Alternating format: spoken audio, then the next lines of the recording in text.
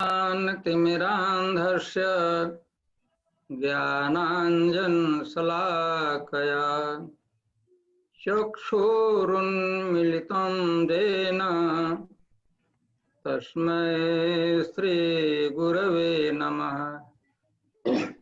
श्रीचैतन्यमनोभीष्टं स्थापितं येन भूतले स्वयं रूपः कदा मह्यं ददाति स्वपदान्तिकम्। वन्देऽहं श्रीगुरुः श्रीयुतपदकमलं श्रीगुरुन् वैष्णवांश्च श्रीरूपं साग्रजातं सहगण रघुनाथान्वितं तं सजीवम् साद्वैतं सावधूतं परिजनसहितं कृष्णचैतन्यदेवं श्रीराधाकृष्णपादान् सहगण ललिता श्रीविशाखान्वितांश्च। हे कृष्ण करुणा सिंधो दीनबंधो जगत्पते गोपेश गोपिका कांत राधा कांत नमस्तुते। तप्त कांचन गौरांगी राधे वृंदावनेश्वरी वृषभानुसुते देवी प्रणमामि हरिप्रिये।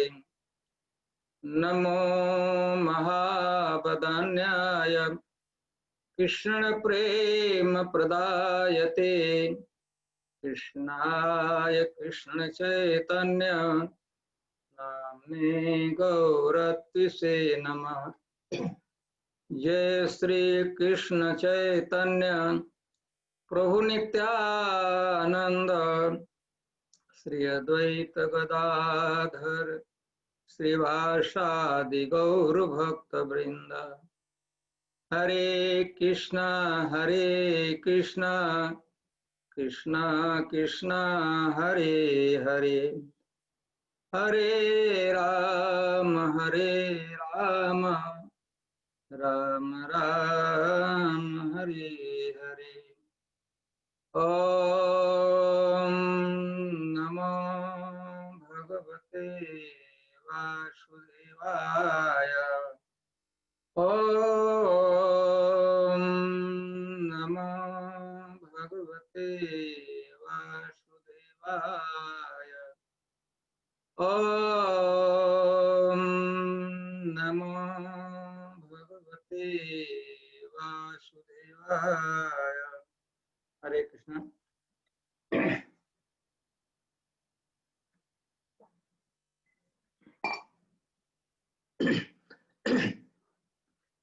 तो प्रारंभ करते हैं हम लोग। पिछले सत्र में हम लोग एक स्थान का विषय में और वहाँ के लीला वर्णन किए थे। भक्तरोण। भक्तरोण वह स्थान है जिस स्थान पर ब्राह्मण पत्नियों ने, मथुरा के ब्राह्मण पत्नियों ने, मथुरा के ब्राह्मण लोग थे, उनकी पत्नियों ने, अथवा उन लोगों को यज्ञ पत्नी भी कहा जाता है क्योंकि वो लोग यज्ञ का अनुष्ठान कर रहे थे और उसी समय यज्ञ के अनुष्ठान के बीच में ही स्त्रियों ने, यज्ञ पत्नियों ने भगवान को खिलाया था, भगवान का स्वागत किया था, भगवान का सत्कार किया था। तो इसलिए वह हम लोग वर्णन कर चुके। ठीक उससे थोड़ा सा आगे बढ़ते हैं परिक्रमा में। थोड़ा से मतलब कि 1 माइल से भी कम दूरी है, लगभग आधा माइल। जब आगे बढ़ते हैं तो एक स्थान आता है, उस स्थान का नाम है अक्रूर घाट। घाट मतलब कि यमुना जी के में स्नान करने का जो स्थान होता है उसको घाट कहते हैं, स्नान के लिए, बेदिंग प्लेस। और जमुना जी में वहाँ एक विशिष्ट प्रकार का हृदय है, दह, जैसे वो जानते हैं कालीय दह, नदी में ही एक जगह थोड़ा ज्यादा गहरा पानी हो जाता है, उसको हरद अथवा दह कहते हैं। तो अक्रूर घाट यमुना जी के में स्नान करने का जो स्थान है उसका नाम अक्रूर घाट है, क्योंकि इसी स्थान पर, इसी घाट पर यमुना जी में, अथवा उसका दूसरा नाम है ब्रह्म हृद, ब्रह्म दह, उसमें प्रवेश करके स्नान किए थे। तो परिक्रमा के भक्त जाते हैं, थोड़ा ही देर, आधा माइल जाने में तो देर नहीं लगता है, 1 किलोमीटर से भी कम ही है। तो वहां पर जाते हैं, वहां पे खूब सुंदर कमनीय श्री विग्रह है अक्रूर जी का और कृष्ण बलराम का। एक बाजू में अक्रूर जी बीच में खड़े हैं, एक बाजू में बलराम खड़े हैं, एक बाजू में कृष्ण खड़े हैं। खूब बढ़िया सुंदर विग्रह है। और चूंकि हम लोग यहाँ आते हैं परिक्रमा भक्त, स्वाभाविक है कि अक्रूर जी की कथा होती है। और भी कथाएं हैं अक्रूर जी का अतिरिक्त भी, वहां पर कोई भगवान की विशिष्ट लीलाएं हैं। तो सबका तो वर्णन नहीं, लेकिन संक्षेप में हम अक्रूर जी के विषय में बताते हैं। तो श्रीमद् भागवतम में वही आप लोग चलिए। भगवान के अंतिम दिन की लीला है ब्रज में। आप लोगों को जानकारी होना चाहिए, भगवान ब्रज में हम लोगों के गणना के अनुसार, मानवीय गणना के अनुसार, ह्यूमन कैलकुलेशन के अनुसार भगवान लगभग 11 वर्ष तक ब्रज में रहे थे।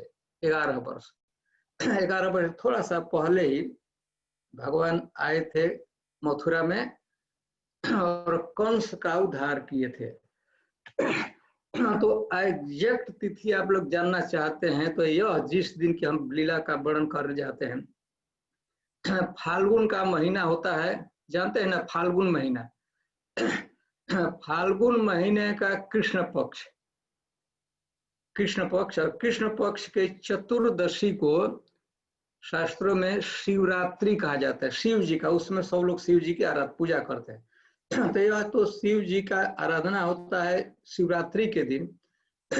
ठीक उसके 2 दिन पहले, 2 दिन पहले मतलब एकादशी को, 2-3 एकादशी को मथुरा में नारद जी आ गए, कंस के पास नारद जी आ गए।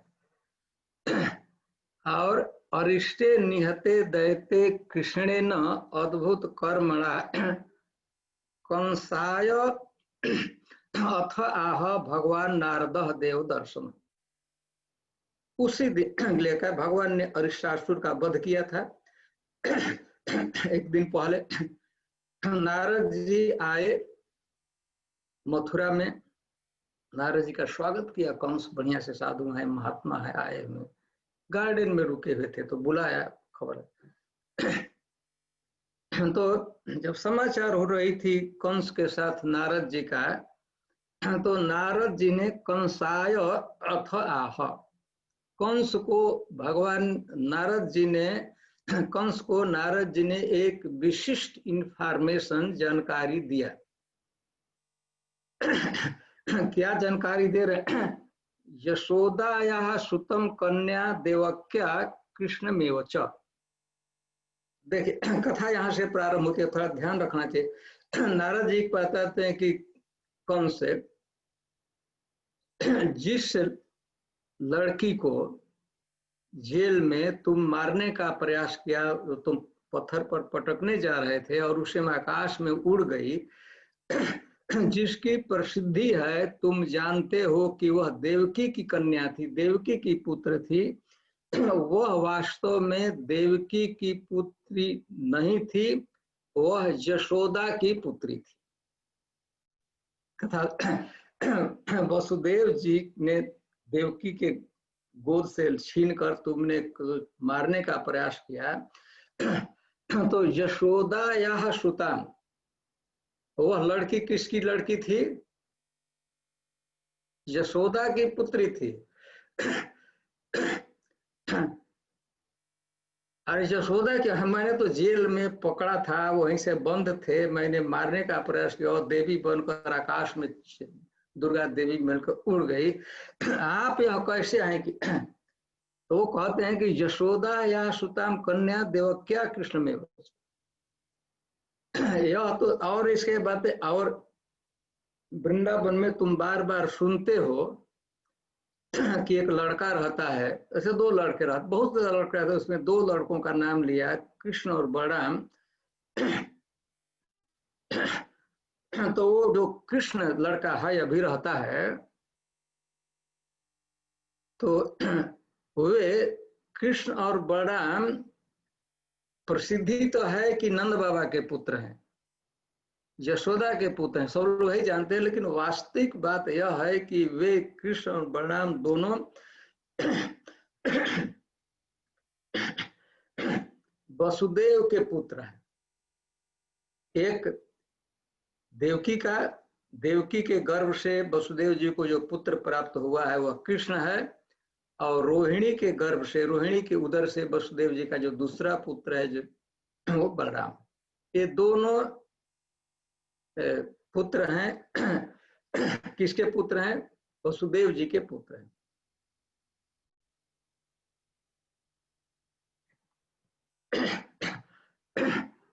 और कहा कि अरे भाई ये तो बड़ा आश्चर्य, वो तो बेचारा नहीं जानता था। वो तो एकदम सोच बैठता था कि देवकी जो देवकी को 8वां लड़का होने वाला था, लड़का नहीं हुआ, पुत्र नहीं हुआ, पुत्री हुई, और पुत्री को मैंने मारने का प्रयास किया, वो आकाश में उड़ी गई। तो बस बेचारे को इतना ही जानकारी था। तब कहा, तो उसने पूछा कि नारद जी ये आप क्या नई बातें बता रहे हैं? तो वसुदेव सुतो चित, यदि कृष्ण वसुदेव जी के पुत्र है, देवकी का पुत्र कृष्ण है और बलराम कृष्ण है, तो वे वृंदावन में कैसे चले गए, ब्रज में कैसे चले गए? तो नारद जी ने सारी बातें बताया। वसुदेव सौमित्र, वास्तविकता है कि कृष्ण का जन्म मथुरा में हुआ था, वसुदेव जी के पुत्र के रूप में, देवकी के पुत्र। तो वसुदेव ने तुमको धोखा दिया, वसुदेव जी तुमको चीट किए।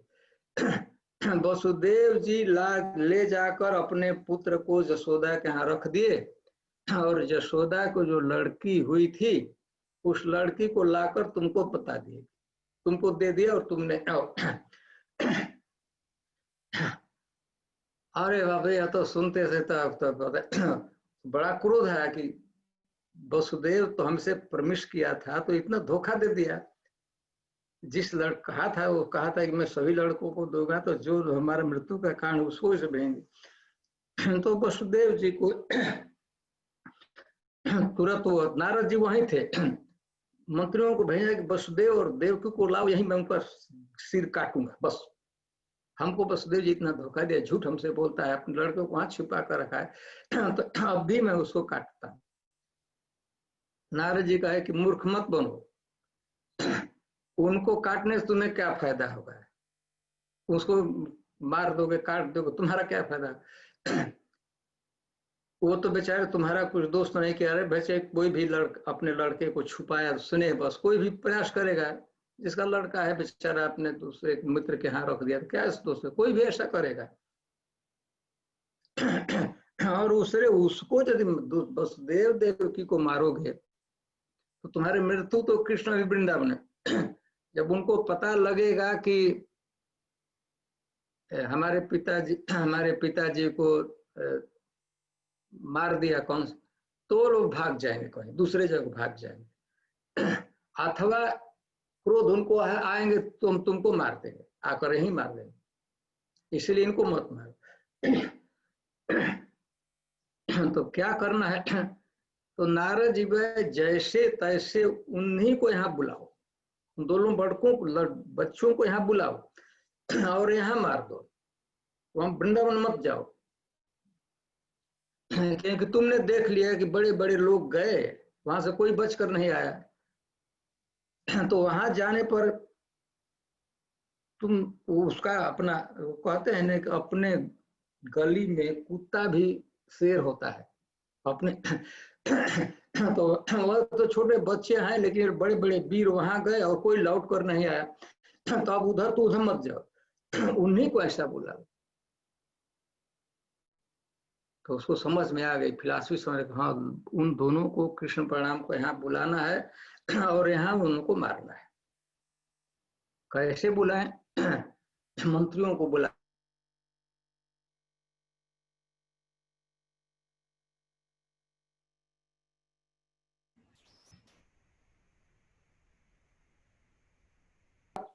प्लानिंग बनाया कि कृष्ण बलराम को यहाँ लाना है और लाने के बाद उनको मारना है तो इसके लिए एक बहाना बनाया गया कि यहाँ पर एक तो कोई तो बुलाना है तो क्या किया जाए तो यज्ञ का अनुष्ठान किया गया शिवरात्रि के दिन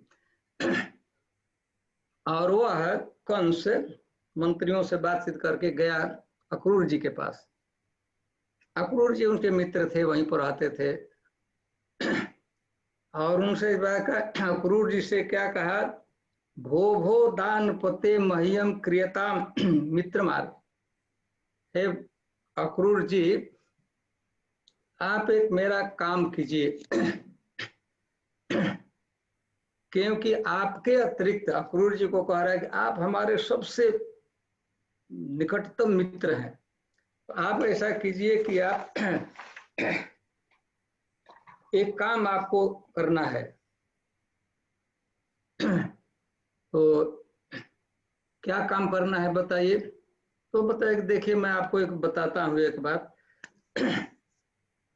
नारद जी ने हमको बताया है कि जो वृंदावन में एक बच्चा रहता है कृष्ण रहते हैं वो वसुदेव जी का पुत्र है और वसुदेव जी ने हमको चीट किया धोखा दिया जन्म तो यहाँ हुआ था उसको अपने मित्र के यहाँ रख दिया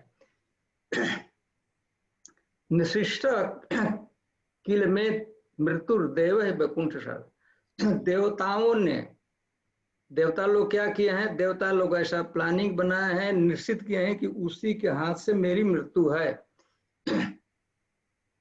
हमारी मृत्यु जो है देवताओं ने कहा है आकाशवाणी ने कहा कि मुझको मारने के लिए निर्दिष्ट किया है देवताओं ने जो भगवान के भक्त लोग हैं कि मेरा मृत्यु उनके हाथ में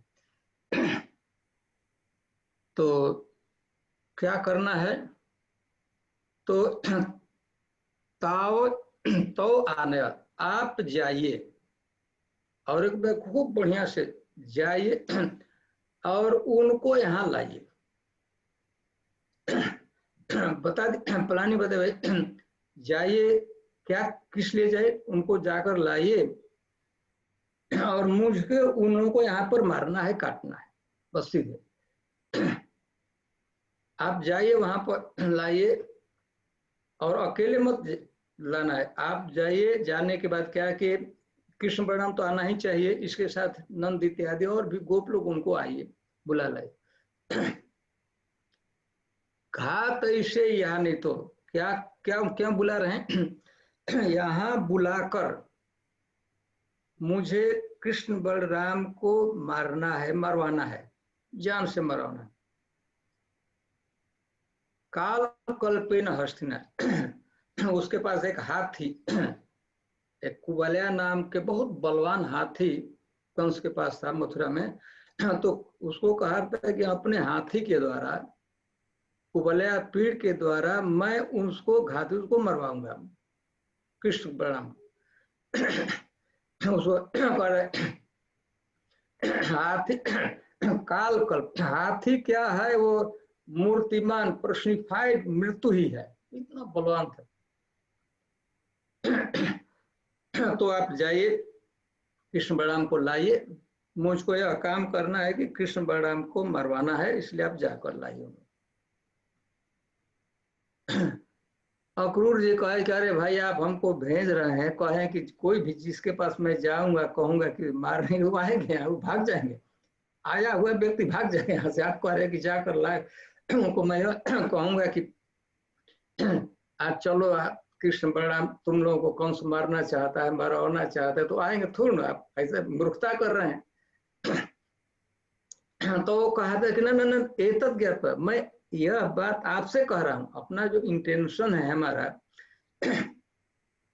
ये तो मैं व्यक्त आपसे कह रहा हूँ कि क्या करना है, उनसे नहीं कहना है, वहां नहीं जाकर कहना है कि भाई चलो मार। तो वहां क्या करना कहना है, आप जाइएगा, कहिएगा, 3 बातें कहना है। उनको बच्चों को बुलाना है, नंद इत्यादि को यहाँ लाना है, तो यह कहेंगे कि मारने के लिए तो थोड़ा आएंगे। तो यह बात नहीं, आपको मैं बता रहा हूँ, आपको मैं बता दी ये बात।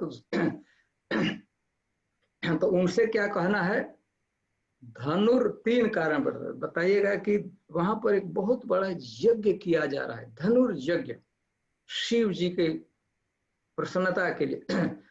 शिवरात्रि के समय बहुत बड़ा एक धनुर यज्ञ होगा, एक बहुत बड़ा फेस्टिवल है। तो वो लोग क्यों आएंगे, फेस्टिवल को देखने के लिए, धनुर यज्ञ निरीक्षणार्थम, यज्ञ के निरीक्षण के लिए, देखने के लिए, फेस्टिवल में पार्टिसिपेट करने के लिए कहेगा कि आप लोग चलिए। और साथ यदुपुर श्रिय, और यहाँ आएंगे तो स्वाभाविक जो मथुरा का सौंदर्य है, मथुरा नगर का, मथुरा का जो ऑपुलेंस है, कितना बढ़िया है, गार्डन है, पार्क है, रोड है, इसको वो लोग आकर देखेंगे। आपको बताइएगा कि आप लोग चलिए वहां पर, क्यों कि वहां पर बहुत बड़ा यज्ञ है, धनुष यज्ञ है, उसमें यज्ञ में फेस्टिवल में भाग लेना है, और इसके अतिरिक्त मथुरा के सौंदर्य को देखना। और यह आपको सम्मान कैसे मिलेगा कि राज्ञा आहुतम, राजा ने बुलाया है। ये तो बड़े भारी सम्मान की बात है, किसी गांव के लोगों को रहने के लिए, जो गांव में रहते हैं, उनको कोई राजा एडमिनिस्ट्रेटर बुलाए, तो आप जाइए। और उसे क्या, यहाँ नहीं तो उसे दिखाया एक रथ, एक स्पेशल विशिष्ट, अभी को उसमें चढ़ा भी नहीं था, एकदम न्यूली कंस्ट्रक्टेड रथ था, सोने का रथ था, अभी स्वयं वह भी उस पर नहीं चढ़ा था, उसका भी इनॉग्रेशन नहीं हुआ।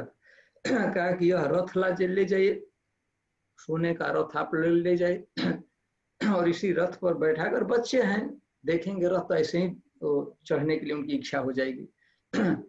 तो आप जाइए, उनको लाइए। वसुदेव क्या है, अक्रूर जी भगवान के भक्त थे, और प्लानिंग भी समझ लिए कि क्या कंस का प्लानिंग है। अब वो क्या करें, आप लोग बताएं, उनको जाना चाहिए कि नहीं जाना चाहिए था? जाओ और कृष्ण बलराम को लाओ, हमको उनको काटना है। यह काम दिया जा रहा है एक भगवान के ही अन्यतम भक्त, वसुदेव जी के भाई लगते थे अक्रूर जी, तो कृष्ण के चाचा लगते थे, चाहे काका लगते थे, भक्त थे, और उनको कहा जा रहा है कि जाइए लाए। अब बेचारे का बड़े झंकर से यदि आज्ञा का उल्लंघन करता है तो अभी काट देगा। वो भय भी था कि कह दूंगा कि कह देंगे कि नहीं जाऊंगा, तो बस नेक्स्ट क्षण काट देता है। तो बड़े भयभीत हुए। यह पाठ तो अच्छा लगा कि जाइए वृंदावन, यह तो प्लानिंग का यह जो हिस्सा है, पार्ट है, वो तो अच्छा लगा, लेकिन वहां से कृष्ण बलराम को लाइए और उनको मारना, यह उनको अच्छा नहीं लगा। आधा उसका कम से कम अच्छा लगे, यहाँ से जाना है।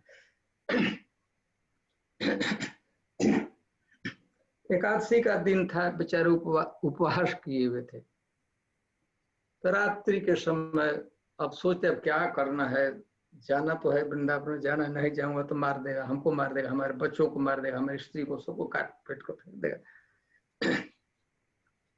तो अक्रूरोपि च ताम रात्रि मधुपुरियाम महामति, भगवान के अन्यतम भक्त थे अक्रूर जी। उस रात्रि को, एकादशी की रात्रि को उन्होंने मथुरा में ही निवास किया, रात भर सोए नहीं, रात्रि जागरण किए, सोचते रहे भगवान के विषय में, कृष्ण के विषय में, वृंदावन के विषय में।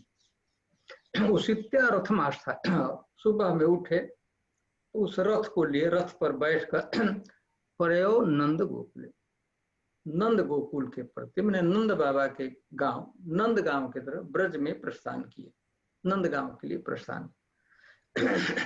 नंद बाबा का जी की जहां गाय रहती हैं, तो उस समय भगवान रहते थे नंदगांव में। जिस समय की बात है, पहले गोकुल में रहते थे, फिर और अंत में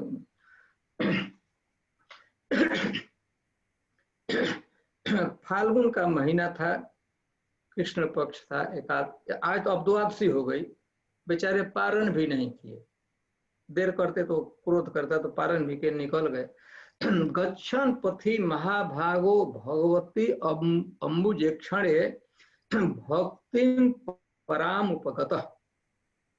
तो जो ही अक्रूर जी मथुरा शहर से आउटर से बाहर हो गए, ब्रज की सीमा में 84 कोस की सीमा, ऐसे मथुरा भी ब्रज ही है, लेकिन विशेष जब द्वादश वन है वृंदावन में, उसको ब्रज कहा जाता है। वृंदा जब उसमें प्रवेश किया, ऐसे तो भगवान के अन्यतम भक्त थे, भगवान के प्रति उनकी प्रीति थी, अनुराग था, स्नेह था, भक्ति थी, लेकिन गच्छन पथी जब जे ही ब्रज में वृंदावन में प्रवेश किए, सीमा में प्रवेश की, तो यहाँ पर शुद्ध भक्ति पराम उपगत, उनके मन में, हृदय में जो भगवान की भक्ति थी, उसमें बाढ़ जैसे फ्लडेड हो गया, और भी अनुराग बढ़ गया, कृष्ण के पर अनुराग बढ़ गया। एवं ही तत् अचिंत्य, सोचने लगे। देखिए वृंदावन की रास्ते में है, नंदगांव भगवान के पास जा रहे हैं, तो अक्रूर जी के मन में क्या बात आ रही है, क्या सोच रहे हैं, इसको मनोरथ कहा जाता है, इच्छा करे कि हमको ऐसा करना है, वो ऐसा करे, आ जाऊंगा, वो करूंगा। तो जा रहे थे, तो उन्होंने किम मया मया आचरितम भद्रम किम तप्तम परमम तपः किंवा अर्हते दत्तम यद द्रक्षा मध्य केशव। बाद में सोचने लगे कि मेरा कौन सा सुकृत है, मैंने कौन सा ऐसा शुभ, आज मुझे सौभाग्य मिल रहा है। सुबह की बात है, आज शाम तक मैं भगवान को, साक्षात भगवान को, जिनको देखने के लिए सुनते रहते थे, मथुरा में रहते, वहां को कृष्ण है, लीला करते हैं, गोचारण करते हैं, देखने की इच्छा होती थी, लेकिन कंस के भय से नहीं जाते थे। तो आज मेरा कौन सा भाग्य उदित हो गया कि आज मुझे कृष्ण का, साक्षात मैं कृष्ण को देखूंगा। द्रक्ष्यामि अद्य केशव, आज मैं कृष्ण को किम मया आचरितम भद्रम, सोचने लगे कि मेरे जीवन में कुछ अच्छा कर्म हुआ है क्या, भद्र आचरण, अच्छा कर्म हमसे हुआ है कि नहीं, सोचने लगे हमसे कुछ अच्छा भी कर्म हुआ है कि नहीं। भद्र आचरण क्या है, अच्छा काम क्या है? देखिए सबसे बढ़िया, सबसे भद्र आचरण यह है कि कोई व्यक्ति भोर में ब्राह्म मुहूर्त में उठ जाए, उठकर तुलसी जी के पौधा के सामने बैठ जाए और तुलसी जी के माला के, भगवान के नाम का जप करने लगे, हरे कृष्णा कृष्णा कृष्णा हरे हरे, हरे राम राम राम हरे। सबसे भद्र कर, अच्छा, उचित, ऑस्पिशियस एक्टिविटीज। तो सोचने लगे कि हमसे मेरे जीवन में क्या ऐसा कुछ शुभ कर्म हुआ है, उसका शुभ कर्म हमसे जरूर कुछ हुआ है, तभी ना हमको ऐसा सौभाग्य मिल रहा है, भाग्य मिल रहा है, भगवान को मैं देखूंगा।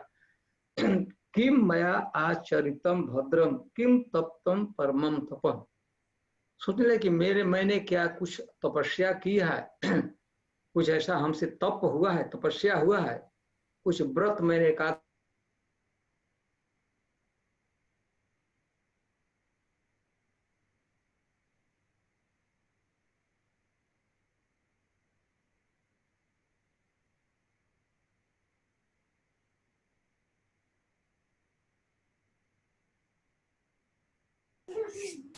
हरे कृष्णा महाराज।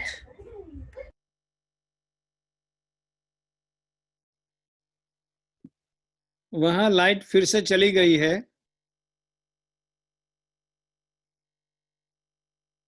वृंदावन में लाइट का भी प्रॉब्लम लगता है आज। शुभ कर्म हुआ है, अच्छा कर्म कि आज मुझे सौभाग्य मिलेगा भगवान को देखने के लिए, अथवा क्या मैंने कोई सुयोग्य पात्र को, डिजर्विंग कैंडिडेट को कुछ मैंने दिया है, कुछ दान किया है, पुण्य किया है, जिसके प्रभाव से मुझे भगवान को आज देखने का मिलेगा। तो दैन्य देखे कि न हमसे तो कुछ हुआ नहीं, इस जन्म में तो कम से कम मैंने कोई अच्छा कर्म नहीं किया है। तो निराशा हो गई कि न भले ही मैं जा तो रहा हूं लेकिन भगवान का दर्शन नहीं हुआ, क्योंकि मेरे जीवन में कोई पुण्य नहीं हुआ है। एक भक्त बहुत महात्मा थे, धर्मात्मा थे, बहुत अच्छा कर्म हुआ था, लेकिन भक्त जो होता है उसमें दैन्य होता है। उत्तम भैया अपना के माने तृणाधम तृणादपि सुनिचनत। हमसे तो कुछ पुण्य नहीं हुआ है, जीवन भर एक कंस की सेवा में, कंस अत्याचार करता था, उसी का सहयोग दिया है, एसोसिएशन भी हमारा खराब है। ममैत दुर्लभम मन, न भगवान का दर्शन नहीं, जा तो रहा हूं लेकिन यह संभव नहीं हो। कि विषयात्मनो है, अपने को अक्रूर जी कहते हैं कि मैं विषयात्मा हूं। हम जानते एक शब्द है महात्मा, महात्मा साधु, और ठीक उसके विपरीत शब्द है विषयात्मा। विषयात्मा उस व्यक्ति को कहा जाता है कि one who is observe in sense gratification 24 hour. विषय में मैं क्या है, केवल विषय में लगा रहा, भोगों में लगा रहा, पाप में लगा रहा, तो जीवन में कुछ पुण्य तो नहीं हुआ है, तो हमको भगवान का दर्शन नहीं होगा। जा तो रहा हूं, कंस ने हमको भेज दिया, लेकिन होगा नहीं। फिर उनको अपने तरफ पे देख रहा है तो देख रहा है कि भगवान का दर्शन है, लेकिन भगवान को याद किए, भगवान कितने कृपालु हैं, कितने दयावान है। हमको भगवान यह नहीं सोचेंगे कि मैं पापी हूं अथवा पुण्यात्मा, मैं जा रहा हूं तो अवश्य हम पर भगवान कृपा करेंगे, भगवान का हमको दर्शन होगा। आप लोग जानते होंगे पारस पत्थर, एक लोहा पूजा में राखो, एक घर बधिक परो। सूरदास ने बताया है कि लोहा होता है, लोहा आयरन, जो एक ऐसा लोहा जिसमें चाकू बनाया गया है, और वो चाकू किसके घर पे है, एक बूचर के घर में, उसी से वह मांस काटता है, पशुओं को काटता है लोहा से, चाकू से। और एक लोहा जिसे बर्तन बना हुआ है, पूजा में साधु महात्माओं को भगवान की आराधना करते हैं, लोहे का पात्र होता है जिसमें पानी रखते हैं, भगवान की पूजा करते हैं। और एक लोहा कौन सा है, चाकू बनाया गया है, नाइफ बनाया गया है, और बूचर के घर में उसी से मांस काटता है। एक लोहा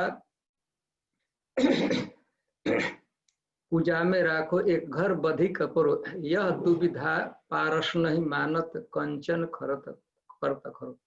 लेकिन जो टच स्टोन होता है, दोनों लोहा को, एक बूचर के घर में रखा हुआ आयरन है और एक पूजा में रखा गया मंदिर में आयरन है, उसे टच कराया जाता है, संपर्क में रह जाता है, तो पारस पत्थर, टच स्टोन, यह भेद नहीं करता, दोनों को सोना बना देता है।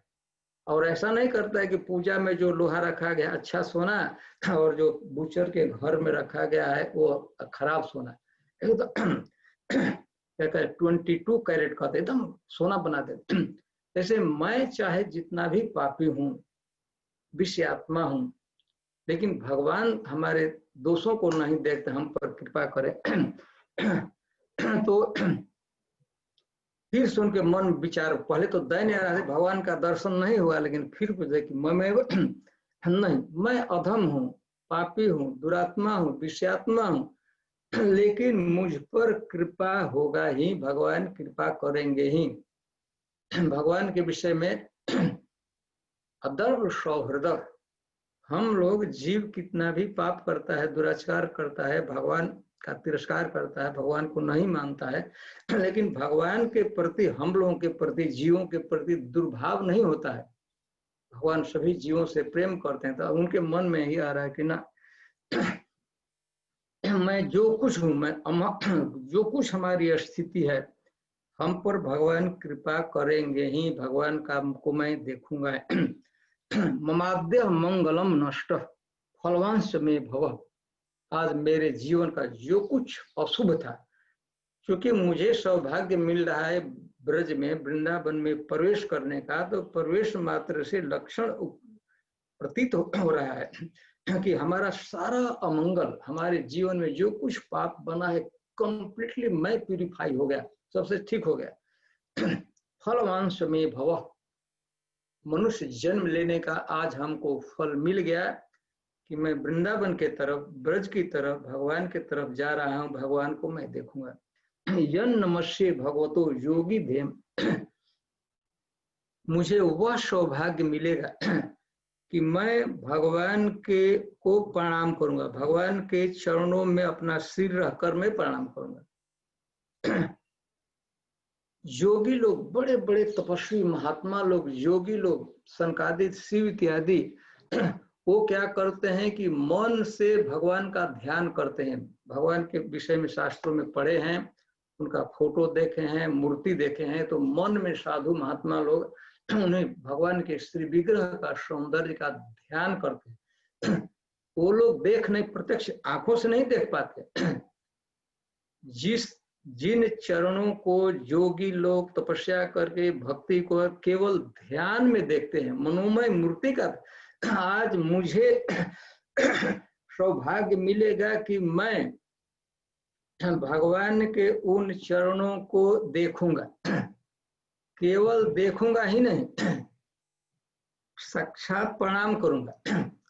केवल प्रणाम ही नहीं, मैं भगवान के उन चरणों को स्पर्श भी करूंगा। योगी लोग स्पर्श नहीं कर पाते हैं, मन से ध्यान करते हैं, हृदय में ध्यान करो, बहुत अच्छी बात है।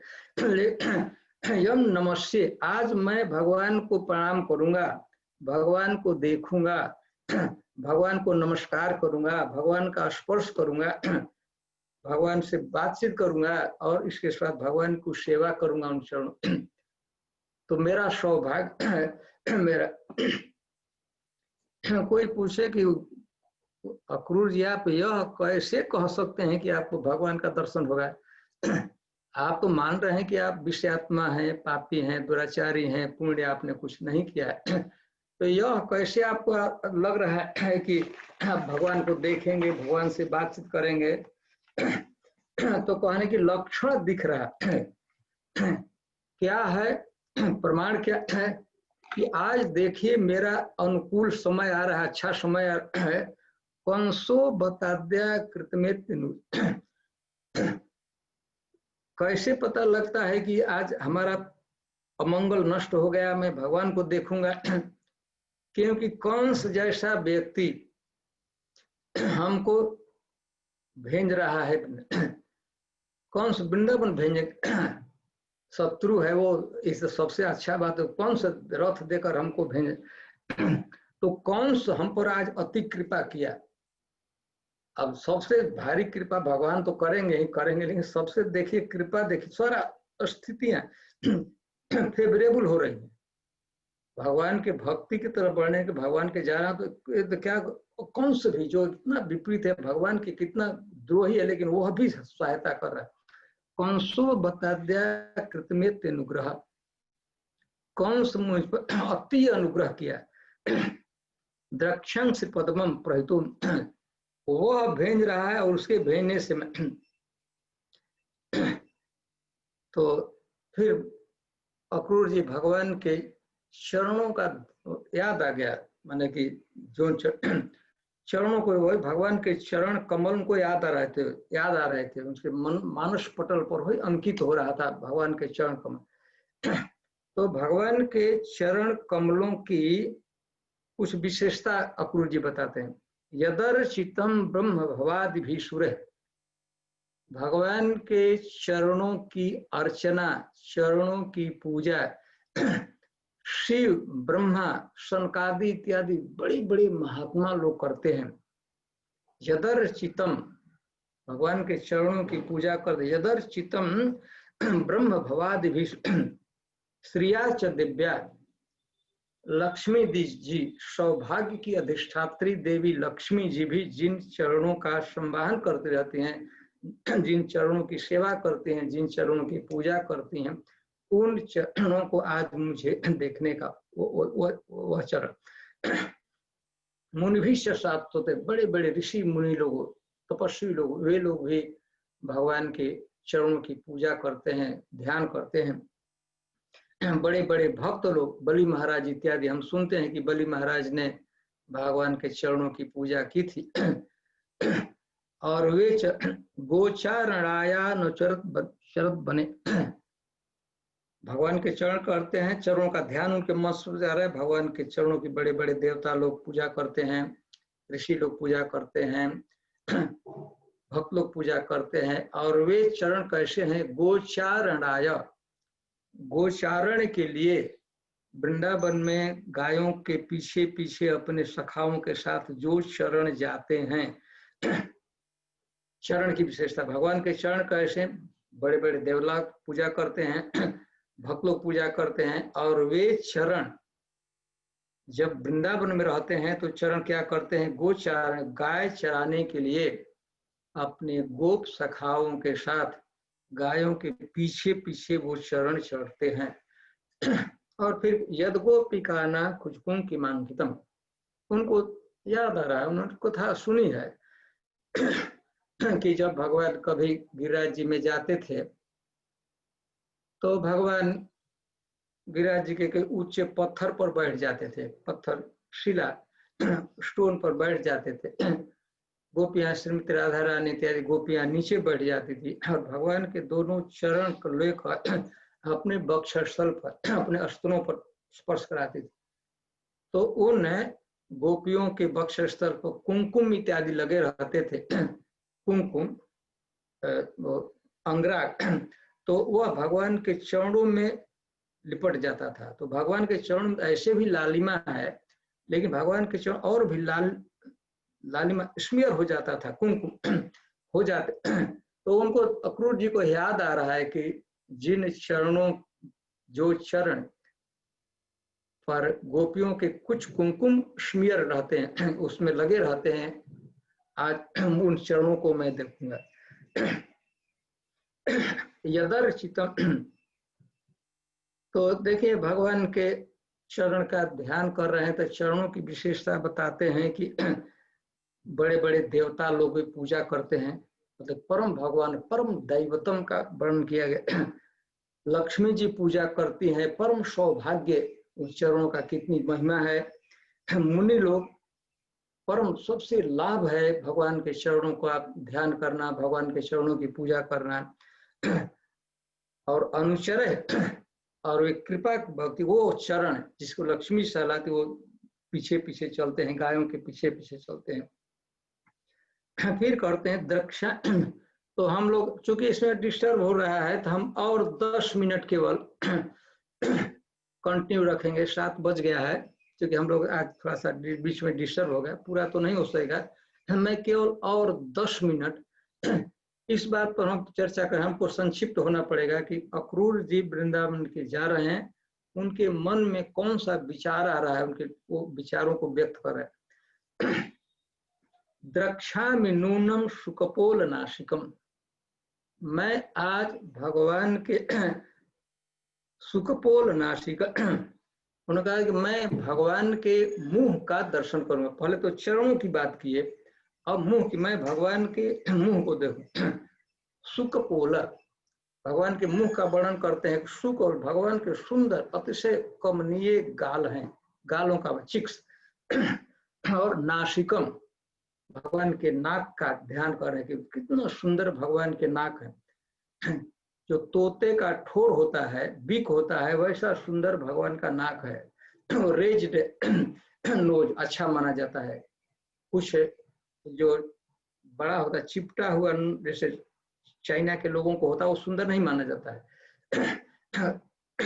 रेज जो नोज होता है, नासिका, स्मितावलोकन, और भगवान के चेहरे पर मुस्कान होगा, और मुस्कान भरी चितवन से, ग्लांस से अपने भक्तों कुत्तों को देखते हैं, गायों को देखते हैं, कंज लोचनम, उनके मन में आता है भगवान के मुंह में नेत्र हैं, तो कंज लोचनम, जो लाल रंग का जो पद्म पुष्प होता है, कमल पुष्प होता है, तो उसके पखुड़ियों के समान जिसका जिन भगवान का वो नेत्र है। मुखम मुकुंदस्य बुड़ाल का अगतम, और भगवान के जो मुख हैं तो वे हमेशा भगवान के सुंदर बाल हैं तो आवृतम, लटके रहते हैं। बालों के विषय में क्या कहते हैं, गुड़ाल का आवृत। भगवान के बाल हैं, सुंदर हैं, भगवान के उसमें वो काले बाल हैं, कालिमा है, और सूक्ष्म बाल हैं, पतले बाल हैं, मैंने वो बहुत उसमें थिकनेस नहीं है। और वो भगवान के जो बाल हैं वो कर्ली हेयर हैं, घुंघराले बाल। तो निश्चित रूप से आज मैं भगवान को देखूंगा। मैंने कोई पूछेगा गुरु जी आप कैसे आपको क्या प्रदक्षिणम में चरंती वही मृगा, क्योंकि मैं जाना तो झुंड के झुंड मृग, शुभ पशु अस्पिशियस एनिमल हमारे दाहिने होकर चल रहे हैं। कुछ लक्षण होता है, हमारे खराब दिन हमारा आने वाला है, दुर्भाग्यवान है, उसका भी कुछ लक्षण होता है। हमारी यात्रा शुभ होगी, अच्छा होगा, उसका कुछ लक्षण है। प्रदक्षिणम में प्रचरंती वह मृगा, झुंड के झुंड मृग हमारे दक्षिण को कर जाए। जैसे आप लोग जानते होंगे, आप कहीं जा रहे हैं, घर से निकले, रास्ते में ब्लैक रंग का कैट, ब्लैक कैट, काले रंग की जो बिल्ली है, और रास्ता को ऐसे पार कर दे, और विशेषकर आपके राइट से लेफ्ट को निकल जाए आगे से, तो बहुत इनस्पिशियस माना जाता है। समझ लेना चाहिए कि और कुछ न कुछ दुर्घटना घटने वाली है। कुछ लोग यात्रा बंद करते हैं, लौट आते, तो यह अशुभ लक्षण है। और शुभ लक्षण आपको सामने कोई गाय दिख जाए, अच्छा वह गाय जो उसका बछड़ा थोड़ा बच्चा है, बछड़े को दूध पिला रही है, वह दिख जाए तो समझ लेना चाहिए कि आज एकदम कुछ न कुछ अच्छा होने वाला है। सामने आप घर से निकले तो देखे कि रोड में एक गाय खड़ी है, तो गाय खड़ी है यह भी दिख लिए तो बहुत शुभ होता है। और उस पर भी देखे कि वो बछड़े के साथ है, तब तो निश्चित रूप से बहुत अच्छा काम होने वाला। और वो बछड़ा कहीं गाय का दूध पी रहा हो, इस अवस्था में देख लिए तो और शुभ होता है। तो वैसे ही देखते एक लक्षण देख रहे हैं, शकुन, शुभ शकुन देख रहे हैं।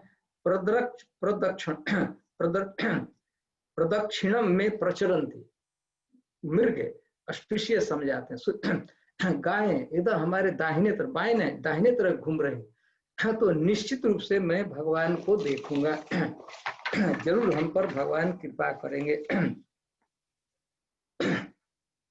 तो बहुत सा हम तो बहुत कहना चाहते थे, लिख कर भी रखे हैं, लेकिन अब वो सब तो नहीं कह सकते। हम थोड़ा सा और भी सोचते हैं अक्रूर जी।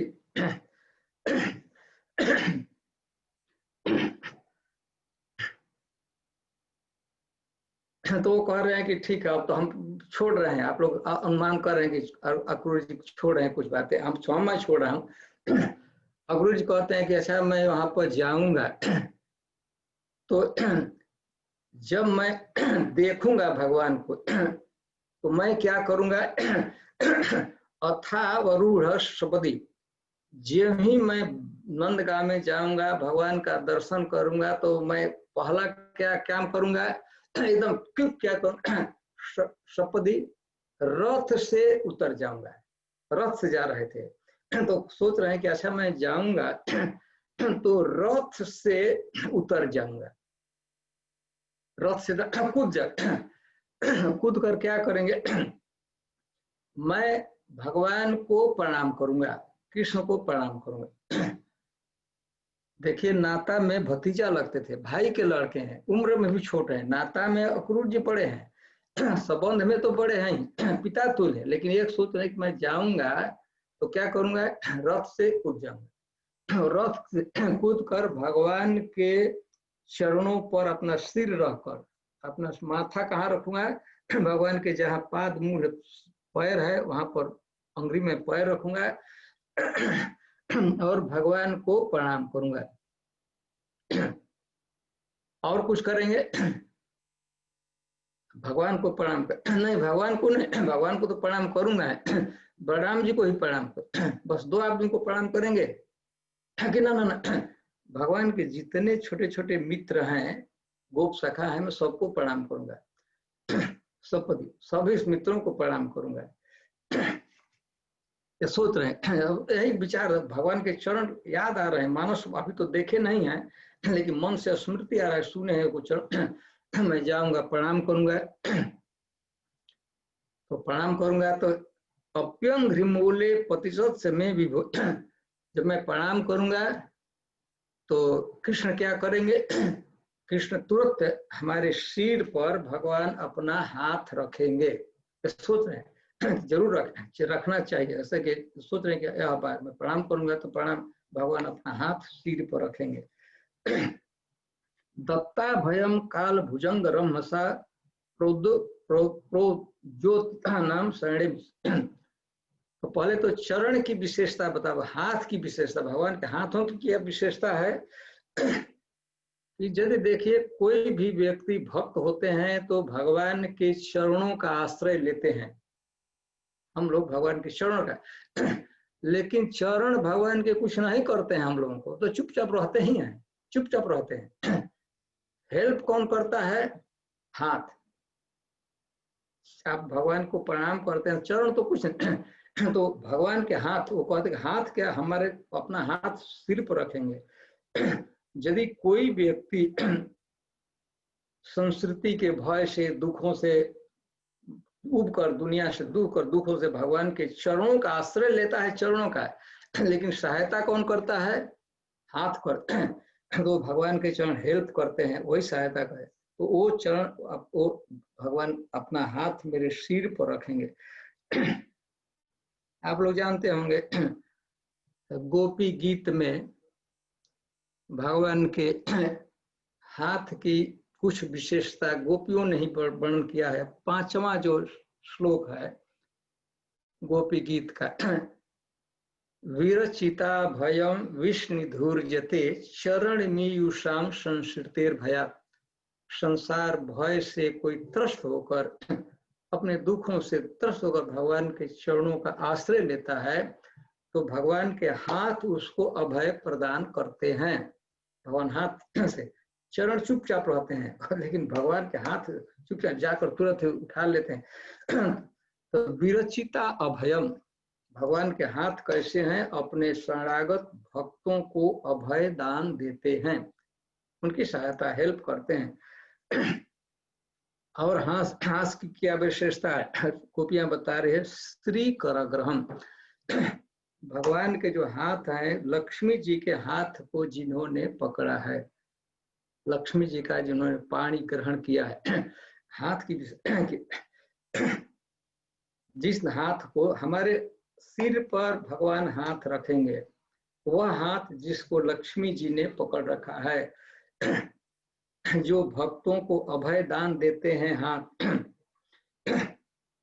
और एक बात कहते हैं, समरहरणम यत्र निधाय कौशिक, और उस हाथ की इसकी क्या विशेषता है कि समर, अच्छी चीजें यदि भगवान के हाथ में कोई रख देता है, भगवान को दे देता है, देकर क्या, बलि इंद्र ने, इंद्र को जगत के स्वामी है, स्वर्ग के राजा है, उनका पूरा प्राकृतिक जगत के सबसे बड़े व्यक्ति है, सौभाग्य संपन्न इंद्र, उनको इतना वैभव, इनको इतना आनंद, इनको इतना सुख, ऐश्वर्य कैसे प्राप्त हुआ, उन्होंने किया कि यज्ञ किया और यज्ञ पर भगवान को कुछ दे दिया, हाथों में कुछ दे दिया।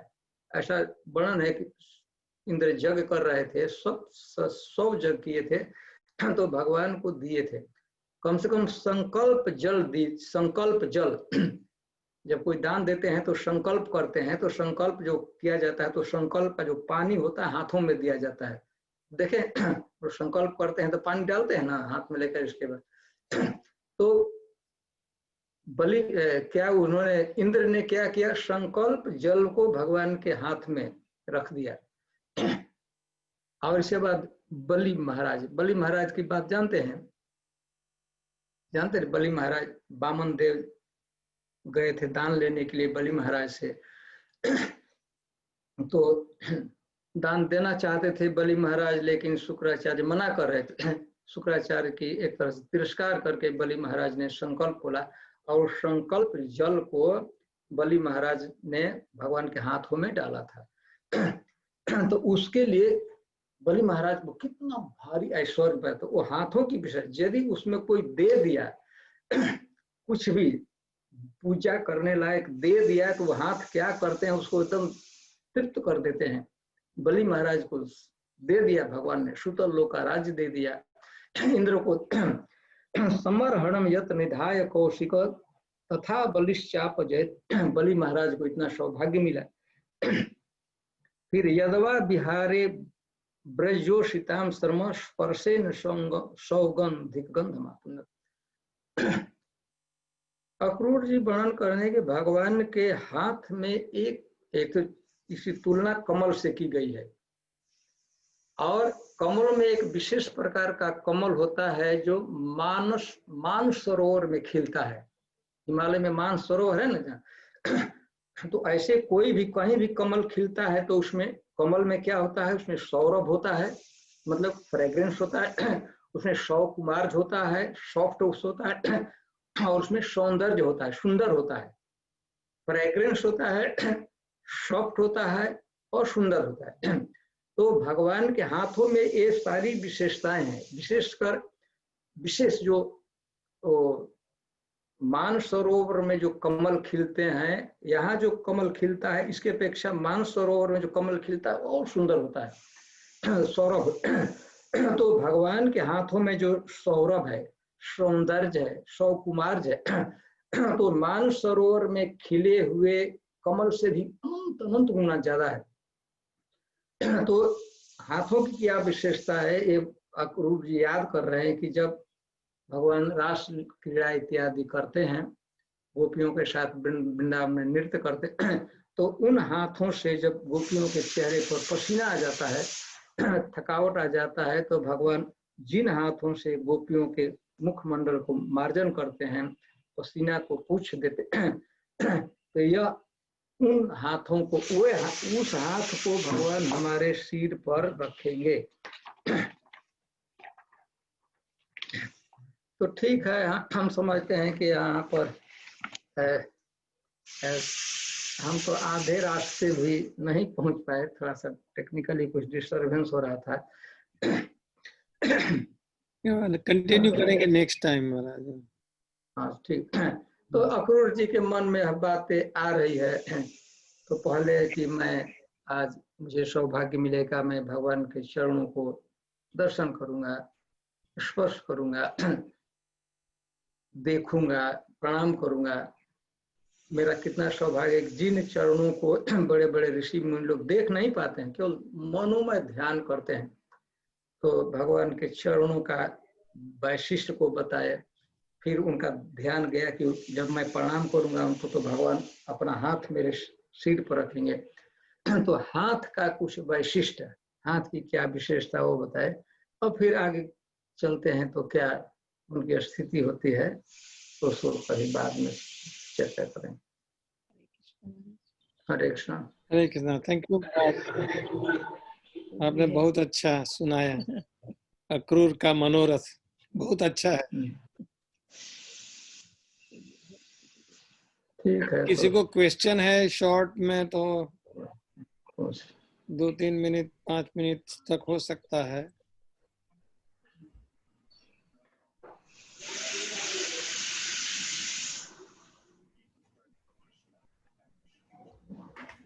नहीं तो फिर आज के लिए बंद करेंगे। किसी को अगर किसी को कोई क्वेश्चन है, हरे कृष्णा, अगर किसी को कोई क्वेश्चन है तो अपने आप अनम्यूट कर सकते हैं, तो आप पूछ सकते हैं महाराज से कोई प्रश्न। हरे कृष्ण महाराज, हरे कृष्ण। हरे कृष्णा। महाराज आपने तो अक्रूर जी का मनोरथ बहुत बढ़िया बता दिया है। हम भी वृंदावन आते हैं तो हमारे में भी थोड़ा मनोरथ आ जाता है। वृंदावन जाएंगे तो वृंदावन ये करेंगे, ये करेंगे, ये करेंगे, फिर बाद में आता है कि अभी लोई बाजार जाएंगे, वहाँ शॉपिंग करेंगे। वो भी है ना मनोरथ हमारा। हाँ ठीक। हाँ भगवान के लिए ही शॉपिंग करना है ना, राधा दामोदर। वो लोग राधा कुंड में जाएंगे तो सर्व राधा कुंड का मिट्टी लाएंगे, राधा कुंड में थोड़ा मिट्टी का स्नान कर लेंगे, जरूर पूजा करेंगे, स्नान करेंगे, जब बैठकर गिरिराज जी के दर्शन करेंगे, परिक्रमा कर लेंगे, परिक्रमा कर लेंगे मनोरथ। इसके बाद जब कहीं गिरिराज जी के छाया में पेड़ के नीचे बैठकर थोड़ा 2 मिनट के जप कर लेंगे, फिर चलेंगे राधा कुंड जाएंगे। अंतिम बात आएगी, जीवन का लक्ष्य हमारे चेतना का जो प्रवाह है, फ्लो और कॉन्शियसनेस, वो भगवान की तरफ जाना चाहिए, भगवान के धाम के तरफ, भगवान के लीला के तरफ, भगवान के परिकरों के तरफ। तो अक्रूर जी का पूरा फ्लो ऑफ कॉन्शियसनेस, चेतना का प्रवाह उधर ही, रास्ते में यह करूंगा वैसे होगा। और सौभाग्य की बात है, जो ये सोचे थे ये सब हुआ है।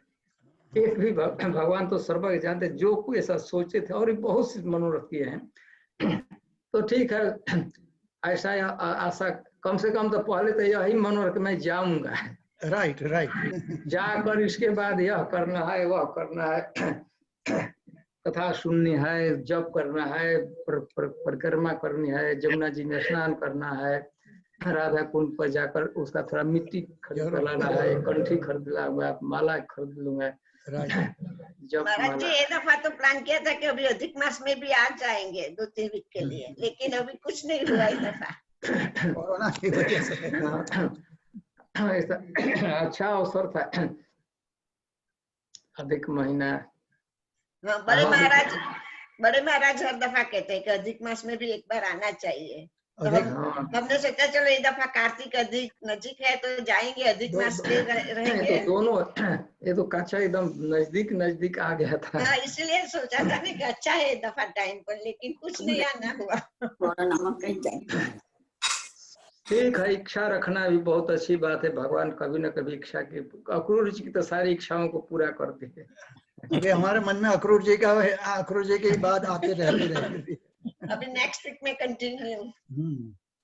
ठीक है, किसी कारण से हरे कृष्ण हो रहा था, जय राधे, वैसे करेंगे तो ठीक है। देखते हैं नेक्स्ट जो कमिंग संडे है उसमें फिर से हो सकता है, पीछे का हम बहुत छोड़ दिए, बहुत बहुत उद्धव जी कहे हैं, अक्रूर जी कहे हैं चरणों के विषय में।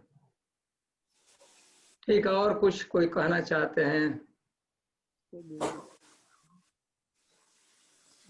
हरे कृष्ण, हरे कृष्ण, हरे कृष्ण, हरि बोल, हरे कृष्ण, हरे कृष्ण, हरे कृष्ण महाराज, हरे कृष्ण, हरे कृष्ण महाराज।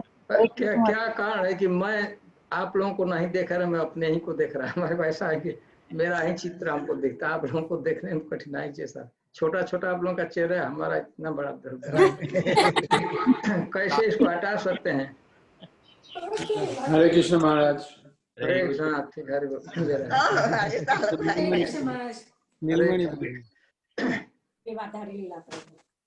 नीलमणि प्रभु आप कौन? ठीक है, आप लोग देखते हैं, पहले हम ही अपने को देख रहे हैं। ठीक है, पर तो ना करो। हरे कृष्ण माता जी, हरे कृष्ण, हरे कृष्ण।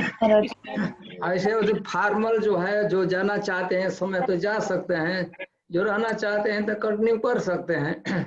जो कुछ ही को जरूरत है, ऐसी कहीं जाना है, कोई काम है, अथवा बहुत लेट हो रहा है तो किसी को सोना है,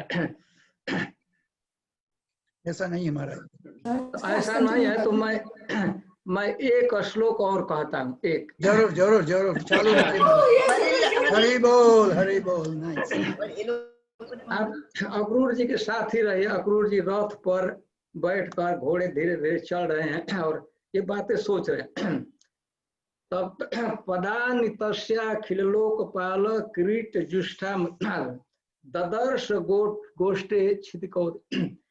रथ में जा रहे थे, कल्पना की सुबह में निकले थे, लेकिन घोड़े तो हाँकते नहीं थे, इतना धीरे धीरे चल रहे थे कि एकदम शाम हो गया था।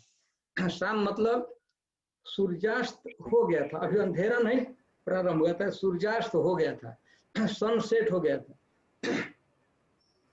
तो अभी नंदगांव तो दूर था, नंदगांव से तो ददर्श गोष्ठ, एक जगह गोष्ठ के नजदीक, गौशाला के नंदगांव के नजदीक धूली पर देखे। क्या देखे? भगवान के चरण चिन्ह को देखे।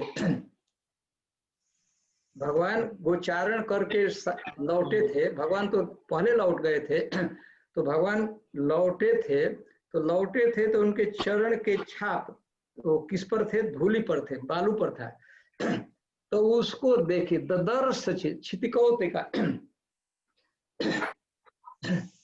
अब यह कल्प देखिए, इस पर पूछा जाता है, गुरु जी कह रहे हैं कि मैं कान साफ करो अपने, तुम्हारी ईयर वैक्स निकलती, जाके साफ करो। नितिका कमर बंद कर दो। अक्रूर जी कान रथ साफ पर करो बैठे ऋषि। थे। हरे कृष्ण।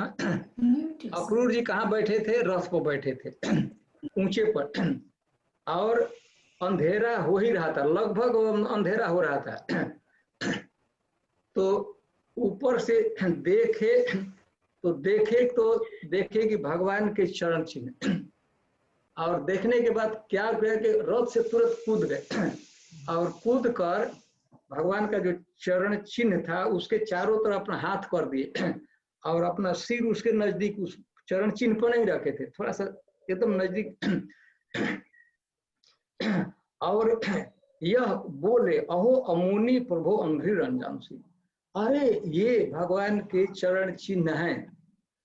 यही क्या रथ से कूद गए, और कूद कर भगवान के चरण चिन्ह के नजदीक में, एकदम उस पर नहीं रखे थे, तो मिटने का भय था, बालू पर जो चिन्ह था वो मिट जाएगा, तो थोड़ा सा एकदम नजदीक रहकर ऐसे हाथ उसके बेष्टित घोर घेर लिए, और अमुनि प्रभु अंघ्रि रंजनसी, ये भगवान के चरण चिन्ह हैं। तो थोड़ा हम इस पर विचार करते हैं। संध्या का समय था और ऊपर से अंधेरा हो ही रहा था, तो अक्रूर जी बालू पर जो चरण चिन्ह था उसको कैसे देख लिए? वृद्ध थे तो स्वाभाविक कल्पना की जाती थी, कोई आई साइट भी कुछ कमजोर हुआ होगा ना, चश्मा होना ही लगाया था, आई साइट तो कम था, ऊपर थे और नीचे धूली में थे, तो उसको कैसे देख लिए? मान लीजिए देख भी लिए तो और भी चरण चिन्ह थे, यह कैसे कह सकते हैं कि ये वो कह रहे हैं कि अमुनि प्रभो अंघ्रि रंजनसी, ये भगवान के चरण चिन्ह हैं। अरे भगवान के साथ बच्चे और भी थे, मित्र लोग थे, घूमे थे, वो लोग भी आए थे, उनके भी चरण चिन्ह होंगे ना, उनके भी चरण चिन्ह, हजार उनके सैकड़ों उनके मित्र थे, सब लोग साथ चले। तो अक्रूर जी यह कैसे, किस आधार पर कह सकते हैं कि ये भगवान के ही चरण चिन्ह है? क्या कारण हो सकता? पहले के प्रश्न का उत्तर देख कैसे लिए? देखिए, जब भगवान चलते थे वृंदावन में, चरणों का छाप पड़ता था, तो पृथ्वी देवी माँ धरती उसको एकदम बढ़िया मिटने नहीं देती थी, और बच्चे भी चलते थे तो उस पर पैर नहीं रखते थे, गाय भी उस पर पैर न रखती थी, थोड़ा बचा कर चलते थे। हम देखते थे भगवान के चरण चिन्ह है तो दूसरे पशु पक्षी को भी बचा कर चलते थे। इसके अतिरिक्त पृथ्वी देवी स्वयं उसको बढ़िया से सजा कर रखती थी, अलंकार के रूप में जैसे कोई स्त्री अलंकार धारण करते सोने इत्यादि का, तो चमक होता है, तो पृथ्वी देवी भी उसको अलंकृत करती थी, चमकता रहता। इसलिए यद्यपि कि अंधेरा हो रहा था, अंधेरा था, लेकिन अक्रूर जी वृद्ध थे, आई साइट भी तो कम हुआ ही होगा, वृद्ध में होता ही है, सबका होता है, तो उनका क्यों नहीं हुआ होगा। तो देख लिए,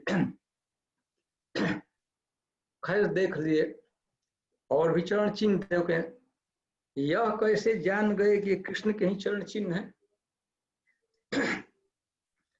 तो उन्होंने देखा कि उसमें कुछ जव अंकुश कौन भगवान के तलवे में कुछ चिन्ह है, मार्क्स है, जानते हैं ना, रथ का है, कमल का पुष्प है, चक्र का चिन्ह है, मछली का भी चिन्ह है, मंदिर का चिन्ह है।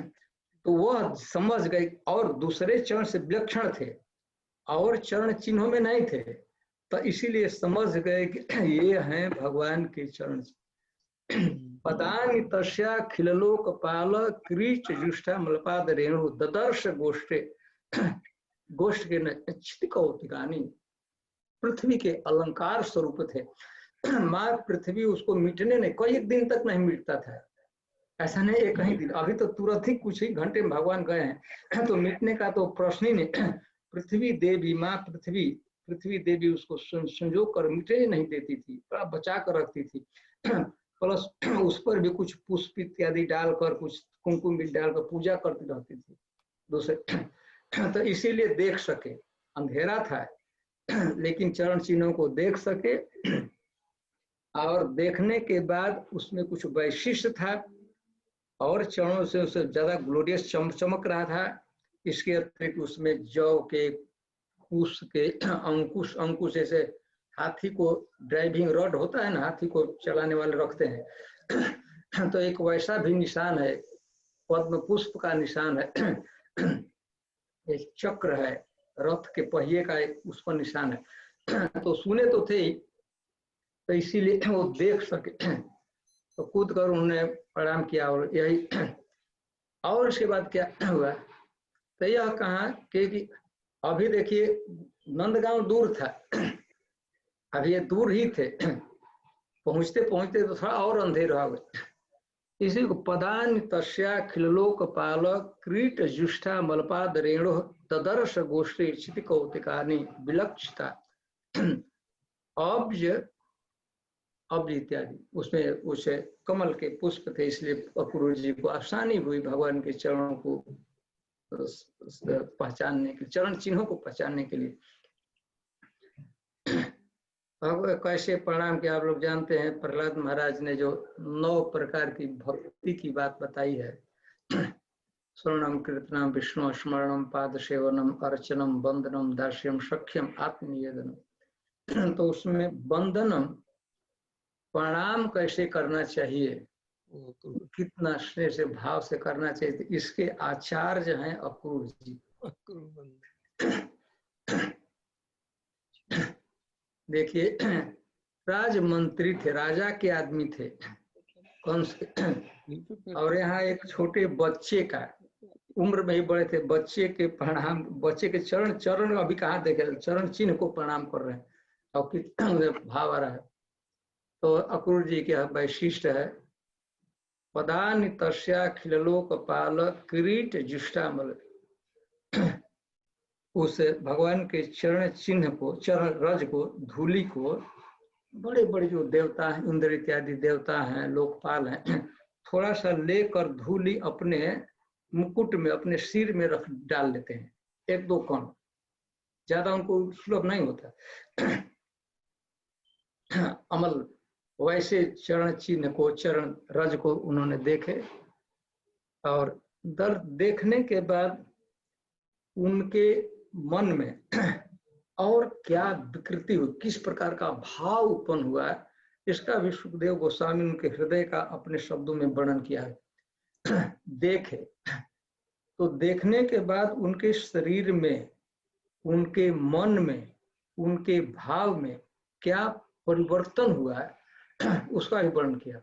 तो शरीर में एक परिवर्तन यह हुआ, शरीर में परिवर्तन, इंद्रिय में परिवर्तन क्या हुआ कि उनके जो नेत्र थे, नेत्रों में पानी आ गया, पानी से भर गया, उनके नेत्रों से अश्रु प्रवाहित होने लगे। एक विकार उनके शरीर में हुआ, देखा गया। पहले भी सोच सोच कर उनके नेत्रों में आंसू आए थे, पूछ लिया था, विषु किया था, लेकिन जब भगवान के चरणों को देखे तो प्रथम उनके शरीर में जो विकृति हुई, विकार हुआ, ट्रांसफॉर्मेशन हुआ, वह हुआ कि उनके नेत्र अश्रु से परिपूरित हो गए। प्रेम से इतना प्रेम हुआ कि प्रेम हुआ, इतना आनंद हुआ, इतना खुशी हुई। ऐसे जब हमारे भावना में कुछ भिन्नता आती है तो कुछ शरीर में परिवर्तन होता है। जब अतिशय आनंद होता है, खुशी होता है, तब भी पानी निकलता है आंख से, और यदि कोई दुख होता है तभी पानी निकलता है। पता नहीं कैसे कोई आपको दुखद घटना सुनकर अप्रिय किसी का हो गया तो न चाहते हुए नेत्रों से अश्रु प्रवाहित होने लगते। उस समय भी होते हैं और आनंद से भी होते। अंतर इतना ही होता है, जब हम लोग दुख से दुखी होते हैं और हमारे नेत्रों से अश्रु प्रवाहित होते हैं तो गर्म होते हैं, वार्म होता है, और जब आनंद से जो अश्रु प्रवाहित होते हैं, खुशी से होते हैं, तो वह शीतल होता है, तो कोल्ड होता है। यह सबके साथ है। तो अक्रूर जी में यह परिवर्तन हुआ। हम पिछले बार थोड़ा सा पीछे भी चलकर अक्रूर जी के कुछ भावों को कर क्या परिवर्तन हुआ, कैसे भगवान को प्रथम बार देखे, देखने के बाद क्या हुआ, तो हम लोग चर्चा करेंगे। तो नेक्स्ट रखेंगे। हम तो सोच रहे थे कि रखेंगे कि नहीं रखेंगे, लेकिन इस बार वो टेक्निकल जो समस्या है, हम सावधान रहेंगे कि कमिंग संडे को ऐसा हमारे लिए संडे, आप लोगों का सैटरडे का या व्यवधान न हो।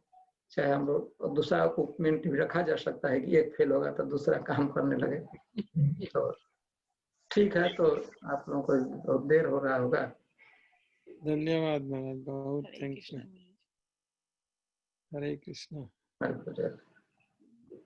ठीक है, तो जय श्री राधा रमण महाराज की जय।